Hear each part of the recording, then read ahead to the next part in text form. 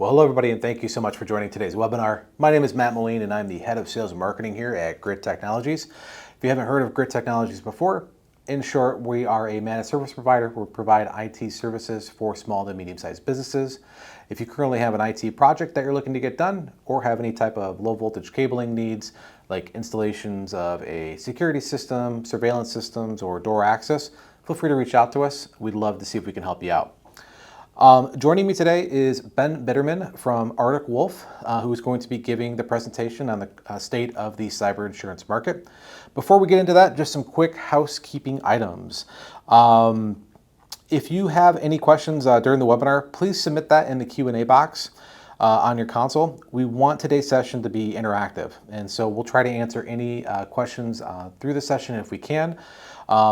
Or if we don't have time to answer all of your questions, we will make sure that we will reach out to you at the end of the webinar. Lastly,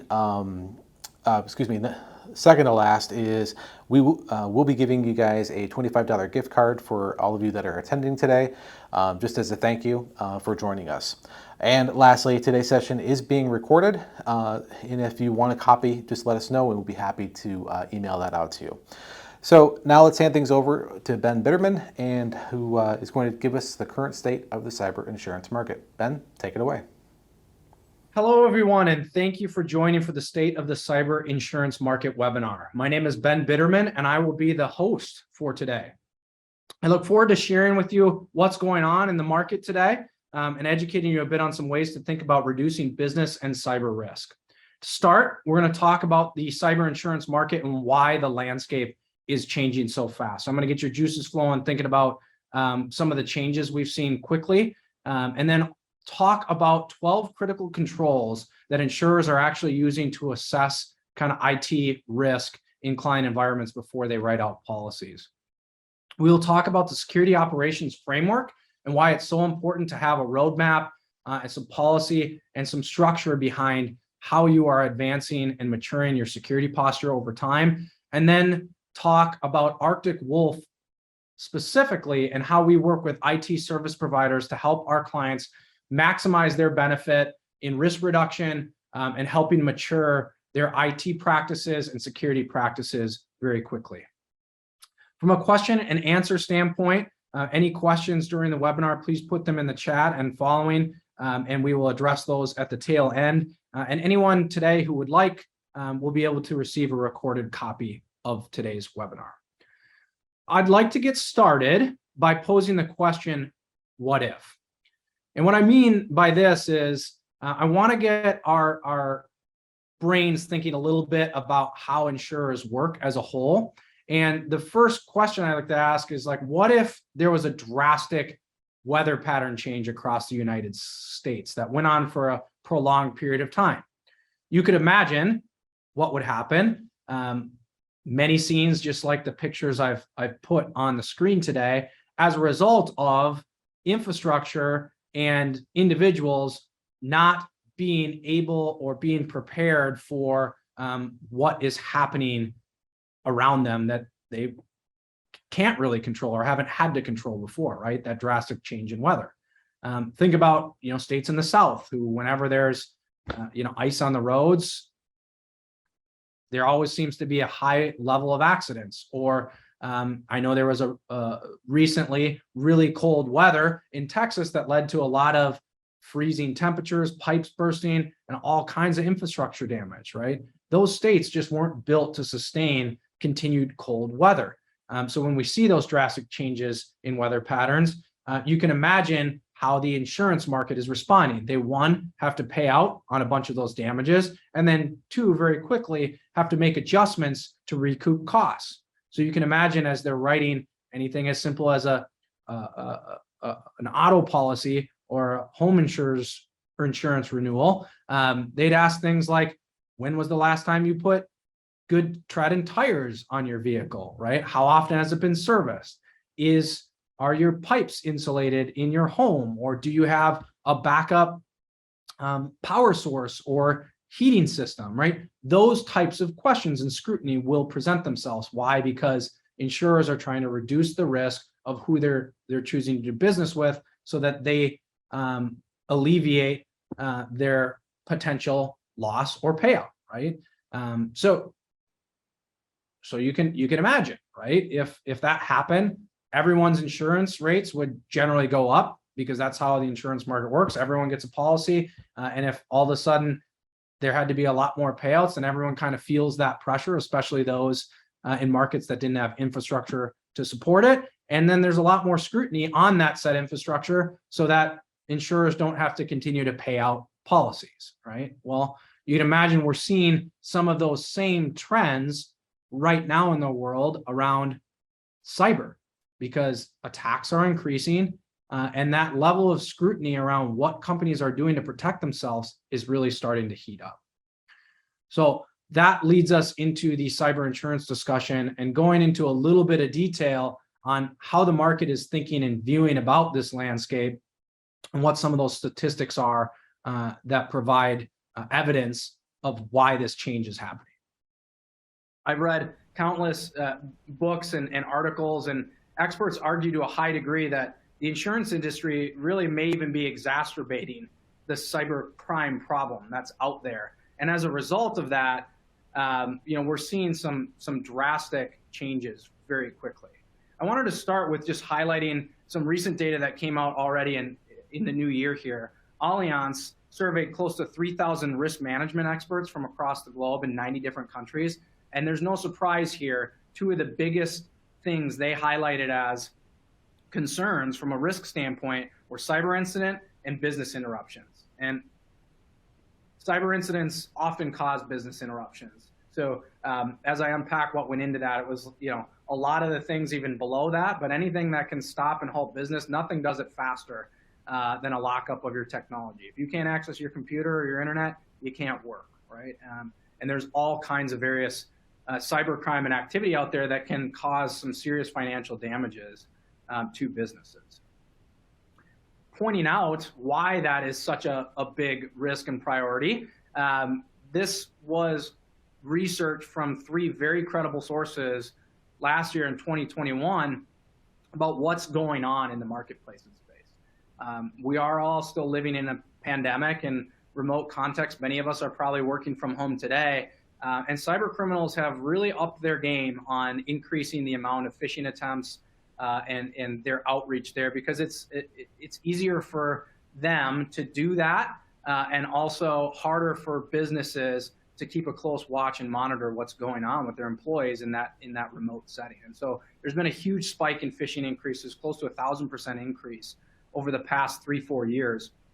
And when we look at how those attacks are actually happening or what's going on, the human element, or someone clicking someone actioning someone letting the bad guys in, is still a very high degree of why these situations are going on, right?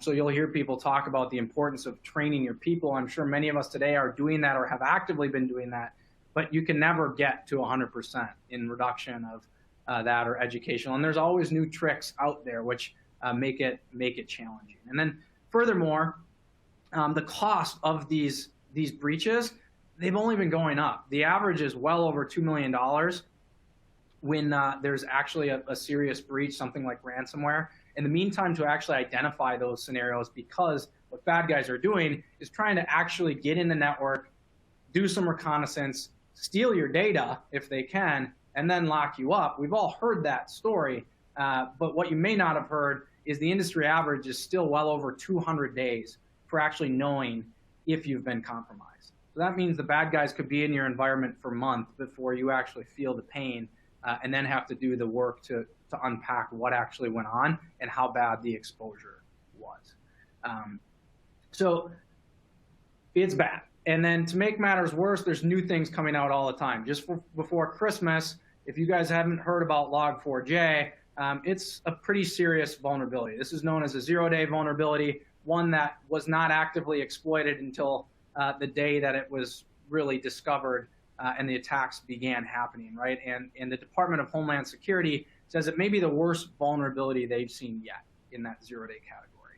Why? Because it's in so many things out there in the code base that people have used for the development of their tools. And it's going to take a long time to update and really patch all those systems. and make sure you're covered for it. And so that brings me back to what I started this with, the what if. What would happen if drastic temperature changes hit?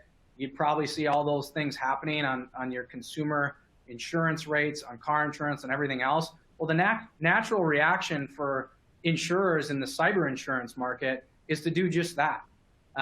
They're starting to reduce coverage because of the exposure that's gone on, right? They can't sustain paying out multi-million-dollar policies and being the really the stopgap and the cushion for when businesses are compromised. AIG CIO or CEO said, we continue to carefully reduce cyber limits through tougher T's and C's because ransomware has become systemic.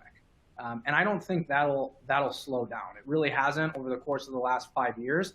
And as I mentioned, criminals are just getting more and more savvy.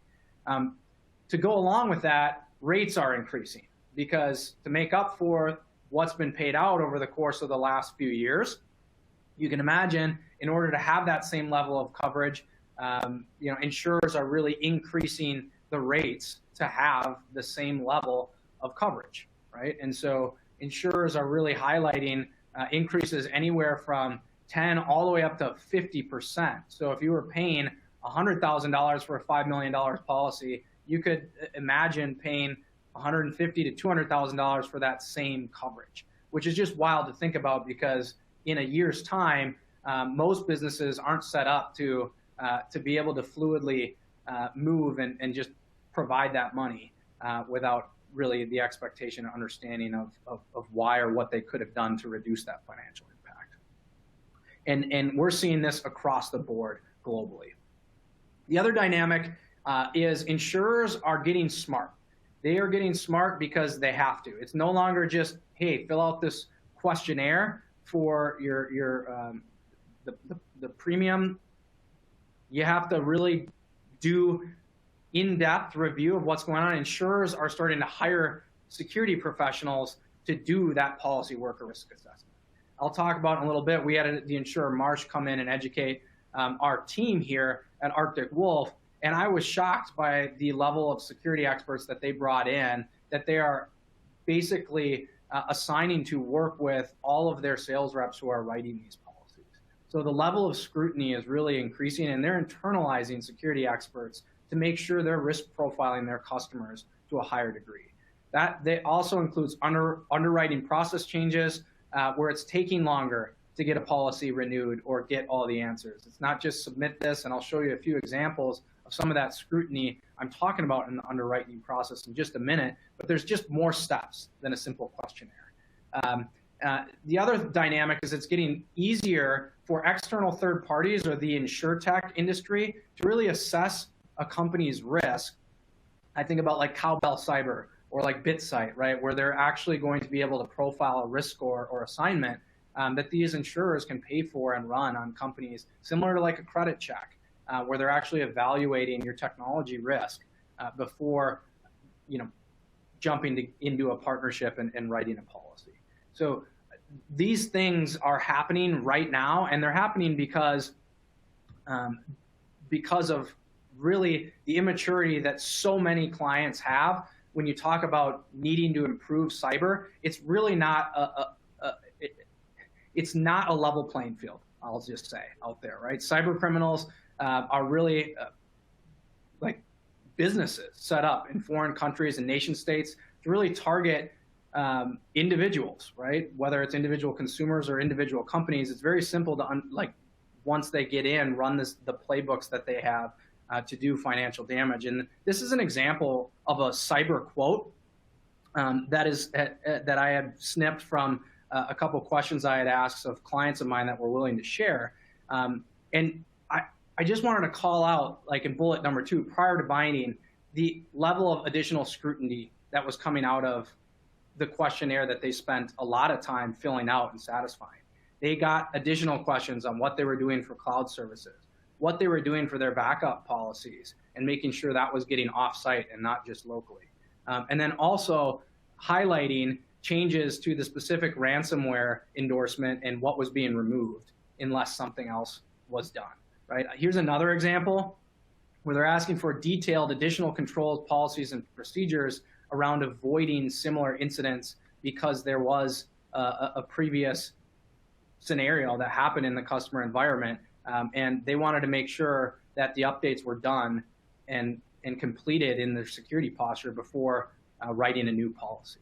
So again, the scrutiny is increasing, and now I'm going to educate you on some of those critical controls, a way to self-evaluate before even going up for your next cyber insurance renewal, or if you're thinking about doing it for the first time. These are really the ways that the insurers are thinking about really the checks and balances and risk assessment of their clients. I wanted to call out, there's 12 controls here. You'll see the ones in orange, and then you'll see the ones in blue. This is actually coming from Marsh, and they call out that it's important you start early, right? Have a plan for these things, especially the top 5 categories. That's what they've highlighted in orange. If you're not doing these things, most insurers will likely walk away from the opportunity to write you a policy. And that's because you're just, frankly, too much of a risk for them. And so we're seeing multi-factor be mandated, not just for administrators or people that have access to the crown jewels, but everyone in a corporate environment today. Endpoint detection and response. That would be like the next-gen antivirus type tools that are out there.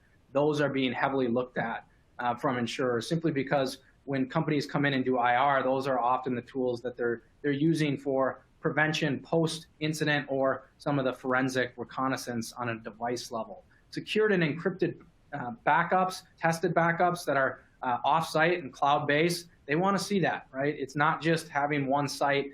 They want to see multiple, and they want to make sure it's not easy for someone to traverse your local network to that cloud repository where your backups are kept safely. And then really looking at privileged access management, so Active Directory, how you're handling that, how you're handling login authentication, and managing who has access to what systems and doing things with your information technology. And then, as you can imagine, email filtering, web security because of that phishing. So those 5 dynamics are pretty critical controls. And the great news is, if you guys are working with IT service providers today, we partner with hundreds nationally, and those partnerships usually have a really solid grasp on these controls. Why? Because if you're outsourcing IT to a provider, the expectation is they're keeping you safe, right? They're keeping your business secure inside its 4 technology walls, and these are the ways to really tighten that up and do that. And so that's the good news. The bad news is the next things, or the investments in which insurers are starting to really scrutinize to a high degree. These are the things that most businesses today have not been able to afford, or do not have the time or resources to put in place. And that is like a robust patch management program, right? There's so many changes that happen every day now with technology that understanding your risk, your vulnerabilities, and being able to stay up to date with patching consistently, it's a challenge. Having a detailed incident response plan, if you aren't doing that from a business perspective, not only from an IT perspective, but bringing in leaders of the organization, CEO, CFO, board, like it involves everyone. Incident response means a lot of things to a lot of people, but it's not just how your technology and how your technology partners are responding. Cyber awareness and training, right? Those programs can be hard, and if you are just putting it in to check a box, that is not the right way to be building a culture around security. And so if you don't like the results, or you don't have reporting that's robust enough to understand what you're getting out of the training that you're investing in, you should really look to better that and improve it. Hardening techniques, logging, monitoring. First thing that forensic investigators ask when a breach happens is, show me the logs. We need to know what happened, right? So if you don't have a process for collecting, gathering, and really maintaining those today, you got to start thinking about it. And then really having a good management process for end-of-life systems. I know I talked to a client the other day that we were scoping a solution for, and we asked about their Active Directory account, and they highlighted that they had 150 outdated accounts that they hadn't cleaned up, that have really been building up over the course of the last 3 years. Not a good security practice, right? You've got to keep that stuff clean. It matters. And then really the supply chain attacks, having a way to assess risk of the vendors and the people that you do business with. We've all heard of the Target breach, right? That is really what put third-party risk assessment on the radar for who companies are working with. So end to end, when you think about all the things that can be going on from a security operational standpoint, it's a lot. It's a lot to take on your own, but these are the controls that insurers are really looking for satisfaction, advancement on, or really having a solution in place that helps round out and reduce the risk profile. I took this from an event I went to earlier this year. It was kind of a legal technology conference, and I thought it was just a great reminder. It was the first thing that Thomson Reuters came out and said to the audience. It was just start basic, right? Best way to eat an elephant, one bite at a time. I would never eat an elephant, by the way. I'm just saying, like, there's no other way to do it. You have to start with the basics and like the widely accepted best practices. So if any of you have heard about the Center for Internet Security or NIST, the National Institute for Standards and Technologies, and their cybersecurity framework, this is a great place to start for really rounding out how you're going to start taking cybersecurity one bite at a time. If you've not picked a policy or a framework to start building around, you should absolutely do so, because that's how you're going to build a long-term process-driven program where you can constantly assess yourself against risk and then work with your business leaders to make the improvements that you need to. The worst way to invest in security is after something bad has happened, right? And I think now more than ever, businesses are coming around to understanding, internalizing that. And as everyone else is getting to pull back in spend, we're seeing, you know, the cybersecurity kind of wallet share really increase because of everything I've shown you today, right? It's the #1 business risk that's out there. So I wanted to align some of our solutions here at Arctic Wolf and our partners out there and how they can really help you with the security operations framework or alignment with things like NIST to really help round out those cyber insurance controls that we just talked about. So these are the 5 pillars of the NIST framework: identify, protect, detect, respond, and recover. I'm not going to get into detail about all the points of controls in these, but from a simplistic look, right? If you're doing these 5 things and have a good strategy from technology, process, and people in solving for these, you're going to be in a much better position than if you don't have a plan on paper for them. And so this is what I'm talking about. And when you pick your partnerships or you choose to outsource to satisfy, aiding in strengthening your cybersecurity, we really feel like there's some key things that have to be considered in order to best round out your posture. And the first thing is having really broad visibility and interoperability with the technologies that your businesses have already invested in or utilized. Right? You can't protect what you can't see, and so the best security providers, the best business partners are going to be able to help monitor and watch everything in your environment. Active Directory, authentication activity, network, cloud, endpoint. They have to be able to understand if and when something's gone on and be able to intelligently transfer that information to you. You also have to be monitoring and doing things 24/7. And so I know that historically has been very cost prohibitive from a partnership standpoint, but there's so many options out there today to do this, but you really want to unpack from a 24/7 standpoint what that actually means when you're looking at a partnership. What are you getting? What does it include? Is it true eyes on glass? And what's going on? How do the processes work? So you're making sure it's not just a robot or someone relaying and regurgitating alerts and information to you after hours.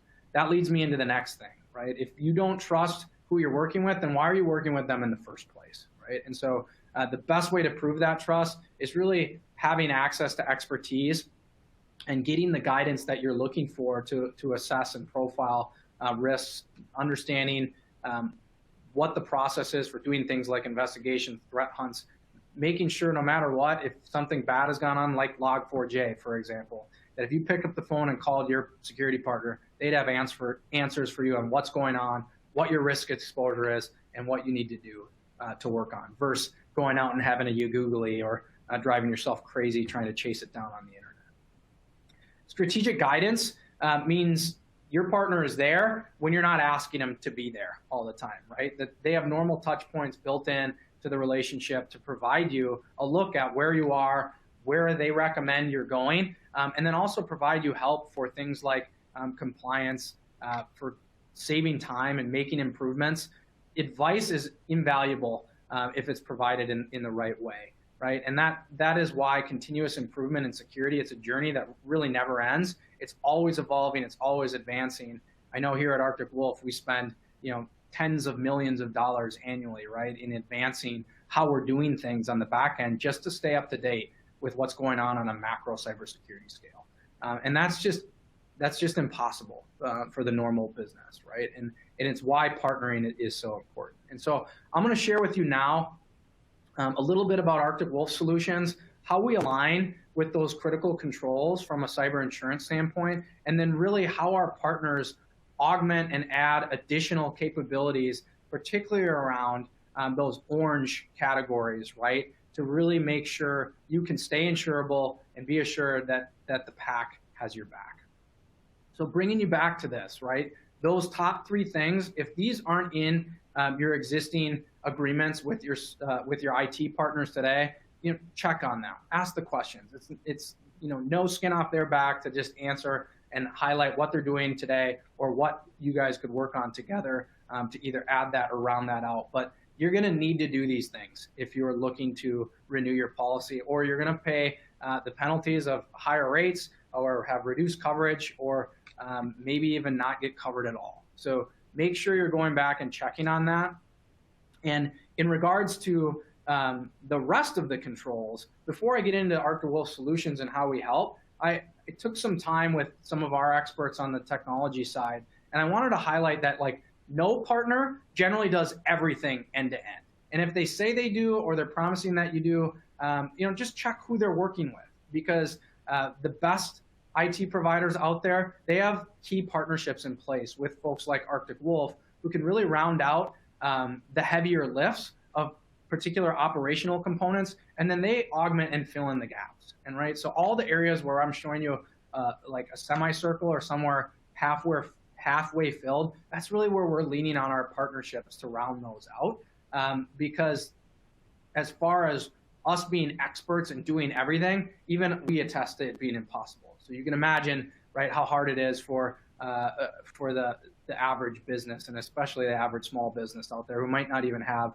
security experts or any IT staff at hand. And so at Arctic Wolf, some of the things we're really helping you end to end on are management of vulnerabilities, protecting your networks, right, with that 24/7 coverage, doing that log monitoring, phishing awareness training, and really making sure we're helping, right, with protected privileged access management, monitoring those accounts and the movement that's happening there, and really hardening your infrastructure and what's going on. Everything else we augment, and we definitely do provide capabilities for.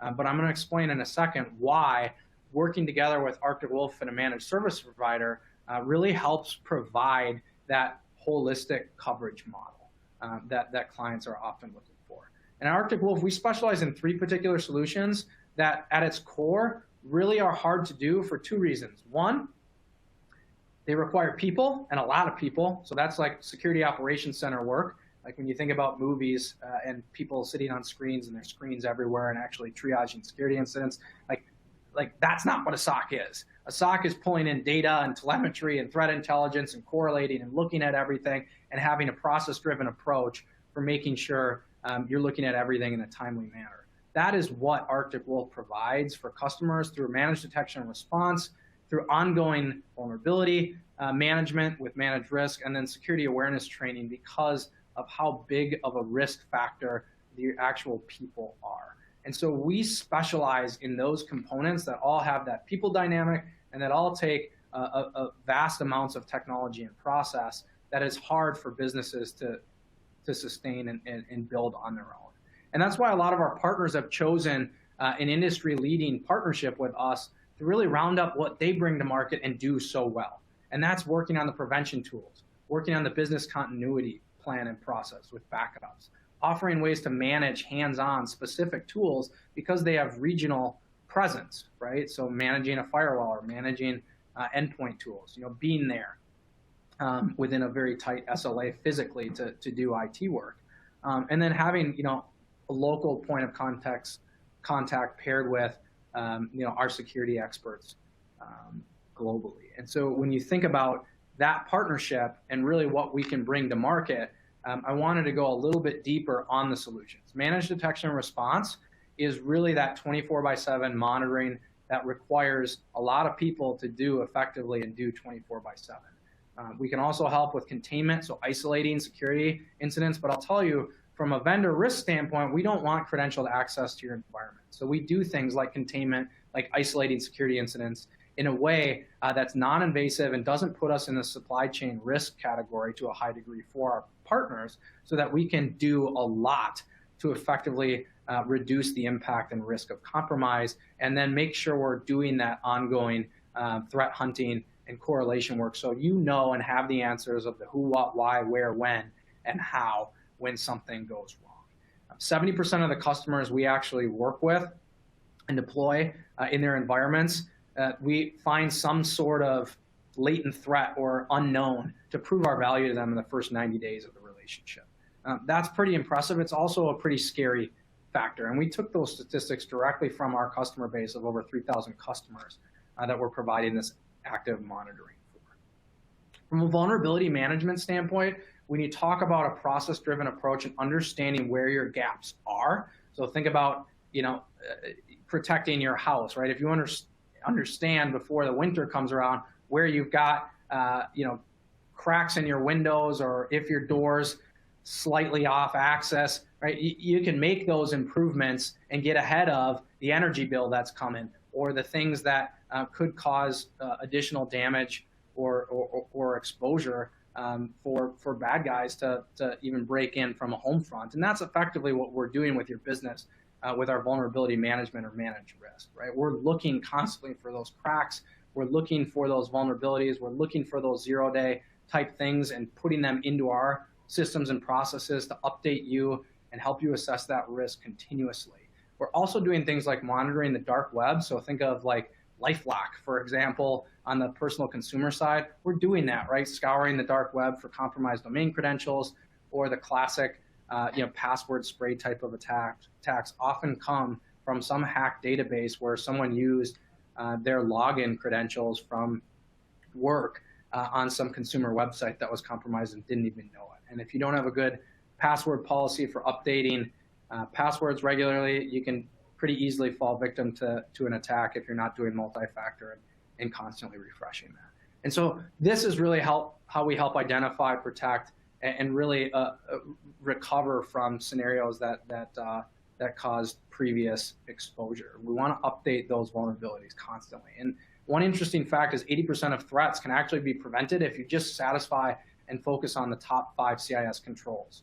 And with managed risk, we help benchmark against those CIS controls and really, again, profile that risk. And then lastly, right, employee training is so critical, but I will say it's meaningless unless you can actually get engagement from your employees. You have to really focus on a transformative approach to build a culture of security in your organization, right? And we feel like in order to do that, you have to provide content in a way that's digestible, consumable, that's not like the forced mandatory once a month, once a quarter, once a year training, check in the box, and someone just procrastinating, doing it. You have to make it easy for people to access on their phone, quickly via email. We call it micro-learning, where you're doing these tiny little doses, similar to like scrolling social media, right? It's just there, and you're learning it, you're consuming it, just like the hottest meme that's out there, right? Giving everyone the giggles. We try to do employee training and awareness in a similar capacity, where we're trickling it to the end users on a bi-weekly basis. We're tracking who's consuming it, what's going on. We're increasing the sentiment of how we work with those who aren't actively doing them, and then we're reporting strategically to show and providing expertise from our partners and from ourselves to really help you drive better engagement so that you can measure it, you can assess it, and you can show that improvements. And I think that is critical because 90% of cyber attacks start with an employee, right? And so if you actually get culturally security to be taken more seriously, and you build that in from a top-down cultural approach in your organization, you're going to see results. It's just not an easy thing to do without the right resources. And then I wanted to highlight how many other solutions, tools, and capabilities, right, through our partners we provide to our customers to really enrich security operations. And that's things like managing specific tools, things like endpoint management, antivirus management, or EDR, right, endpoint detection and response, managing actual network, right, the switch, the firewall layer, doing cloud or hosted cloud solutions. A lot of people are doing that and migrating workloads to Azure, to AWS, to Google Workspace, and they're doing that because it's it's the way of the future, right? As far as making sure someone like those big entities, right, have much better uptime percentages and resources and capabilities to protect your infrastructure, but it's still beholden to you as the business to make sure you are assessing how you're configured, how it's set up, and who you're working with to do that, because it can still be easily exploited in a multitude of different ways. And then, additional services like help desk, right? Outsource IT help desk for managing ticketing, network operations centers, or the uptime on servers and operations and the applications that you might be providing to your customers. Additional billable hours, time and materials work, hands-on keyboard, or a project-based statement of work for whatever particular things you're trying to tackle. Those are just a sampling of things, right, our partners can bring to bear to add additional augmented security services and technology capabilities outside of what Arctic Wolf provides. And to kind of wrap here, if you want to end cyber risk, right, or what I truly believe, right, the insurance industry is looking to do, they want to help now, right, put these mandates in place to make it so it's not the perception that's been out there the last few years of the cyber insurance market really fueling cybercrime and the increase of it, because the bad guys know they have a payday if they can compromise someone, right? And if the insurance industry really can help push the adoption of these controls and of this more proactive approach to assessing your risk and improving your security posture, I fundamentally believe it'll help round out or really be on the right path to the aspirational goal, right, of ending cyber risk. Business risk is a board level discussion, so make sure if you're not having these discussions, you're not involved in these discussions. If you're on the IT side and you haven't been involved, one crazy question I ask all the time is, hey, who's in charge of writing the cyber insurance policy or approving it or reviewing it? It's usually the CEO, CFO, COO. But when I ask if the IT leaders were involved in it, they're like, kind of other than filling out the questionnaire, no, I wasn't involved. That's a problem, ladies and gentlemen. So make sure you're getting involved in those C-level discussions. The only way to ensure insurability is to have the right plan and the right partnerships in place. And that's really what I wanted to show you with that Venn diagram on the right there, right, is with the right IT partner, with Arctic Wolf, with your goals, we can really round out a reduction in risk pretty dramatically, and do so in a cost-effective manner that's generally less expensive than even trying to employ one person from an IT or security standpoint. And that is why we're seeing such fast adoption in solutions like managed detection and response and in outsourcing components of security operations. It's the way that small business can really level the playing field and have experts in your court to help constantly protect yourself against the changing security landscape. And then last but not least, just a reminder, if you don't have a framework, pick one and be proactive about your risk management. It will make you look like an absolute hero, right, to the business if you can show your gaps and a roadmap and a plan for really working on that reduction of risk. Because I can assure you, if it hasn't come up as a question yet, it will, and it will in the near term. And you want to be on the bleeding edge and the front end of helping your businesses really reduce their risk and exposure. So thank you, everyone. I'm going to open it up for Q&A. I know there was a number of questions coming out, so I will just pick a couple to address. But I trust that you all took something away from today's webinar, learned something. That is my goal, is to make sure you guys have some takeaways to think about really evaluating where you're at on the security operations spectrum, and then really ask questions of your partners, of your business, so that you can take a more proactive stance to bettering your posture here in the new year. All right, I'm gonna scroll down. I have a question from Lori. Is insurance more likely or less likely to be granted if using cloud services?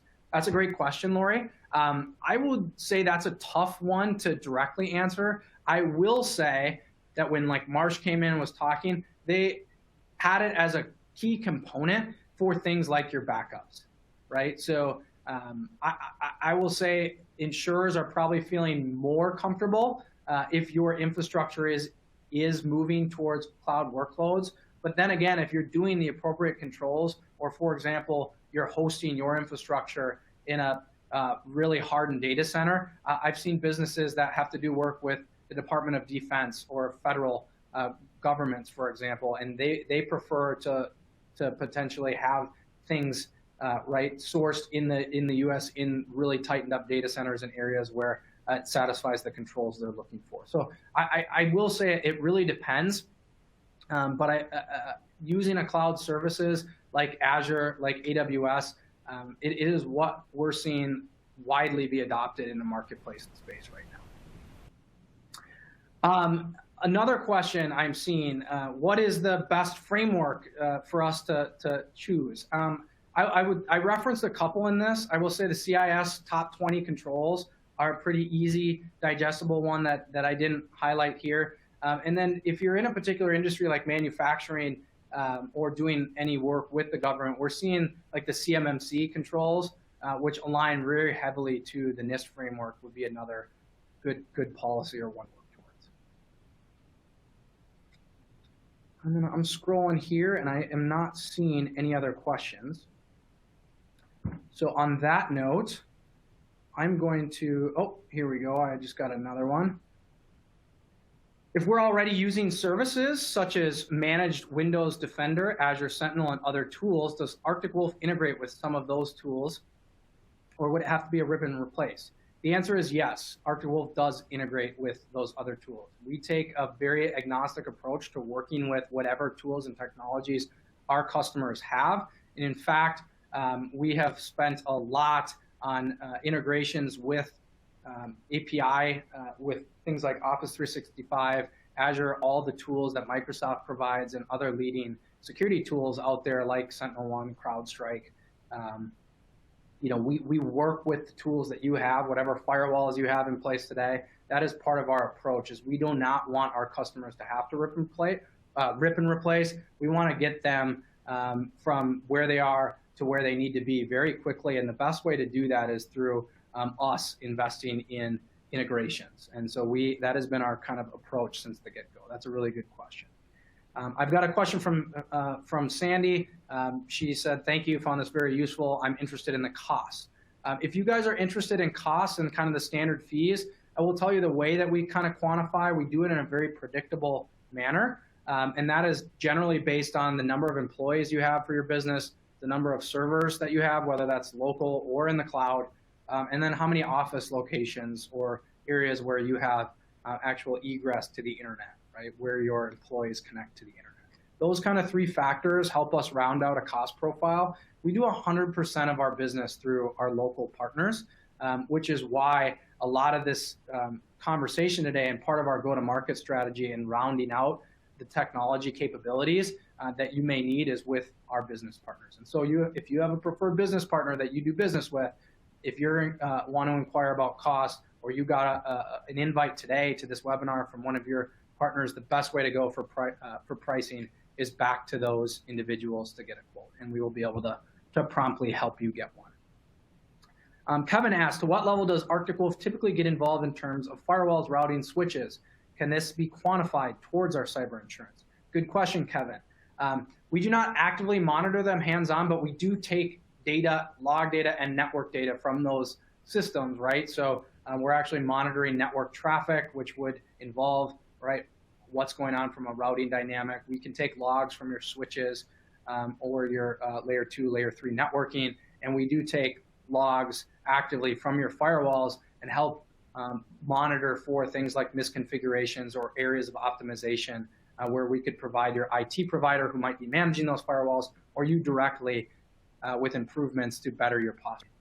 Clearly, if we're seeing gaps or ports open or things that that shouldn't be, that's a pretty critical component from a security perspective of what bad guys try to exploit. So great question, Kevin. Yes, we get involved with helping those. Can this be quantified towards cyber insurance? That, ladies and gentlemen, is a little bit harder. It's why I think the way I chose to frame up this discussion today around those 12 critical controls is the best way to think about this. The easiest way to quantify what you're doing to reduce risk and potentially reduce your premiums is to show insurers how much you're actually doing in regards to what they're looking for. And I don't think there's a better way to doing that than outsourcing because it is not an easy task to tackle all those components quickly on your own. I have a question from Gloria. Do you see cyber insurance costs leveling out or will it only continue to go up? Gloria, that is a great question. I would say based on what I've seen in the last 2 years, I would imagine the trend will continue to go up until the broader industry starts to invest in a lot of those things that the market, right, the insurers, and really those people out trying to help you on the technology and security standpoint are saying you really should be doing to reduce your overall risk. The problem has been, unfortunately for the market, that to do all these things from an IT and security standpoint, it was not cost effective and it was more prohibitive. And as a result, you would just kind of stay status quo or invest or have the mentality that, hey, we haven't been breached or had an exposure to date, so we're just going to keep going business as usual. Unfortunately, that mentality doesn't sustain anymore, and it's why you're seeing so much pressure from insurers to really push the envelope, right, on strengthening those controls we talked about today. Otherwise, if people don't take those controls seriously, attacks are going to keep happening. They're going to keep happening at higher rates. And if that happens, similar to what I opened with, the what if, we're going to keep seeing that knee-jerk reaction to increase in price. But at some point, I will say it's got to level out because if people aren't investing anymore in it, it's a loss of revenue for the insurers. But if it's a loss of revenue and it's at lower risk exposure for those insurers, profitability end of the day is why insurance companies aren't, in business. And so if they can't be profitable, we'll continue to see those changes. Kelly Ewig asked, does Arctic Wolf help reduce email spoofing? Yes, we do through actively monitoring any filtering tools that you have and through actually doing that training, phishing simulation so that your employees are better educated and aware of those spoofs when they happen to reduce that. We aren't a prevention tool. Again, if you're looking for something to block and stop and tackle, there's all kinds of solutions out there like Mimecast, Wombat, Barracuda, tools like that to reduce what's hitting your inbox. But I will say the best way to reduce email spoofing from what I've seen is to get a culturally adopted security awareness program in place where your employees actually like the content and actually listen to and think about what they're doing before they take action and click on something, or having the intellect to actually identify when a spoof is going on. All right. I'm scrolling here. I think that does it for the questions. I really appreciate the questions. That helps it make the wrap up very conversational. Again, as a reminder, please reach out to your partners if you're interested in hearing more about our solutions and what we can do to round out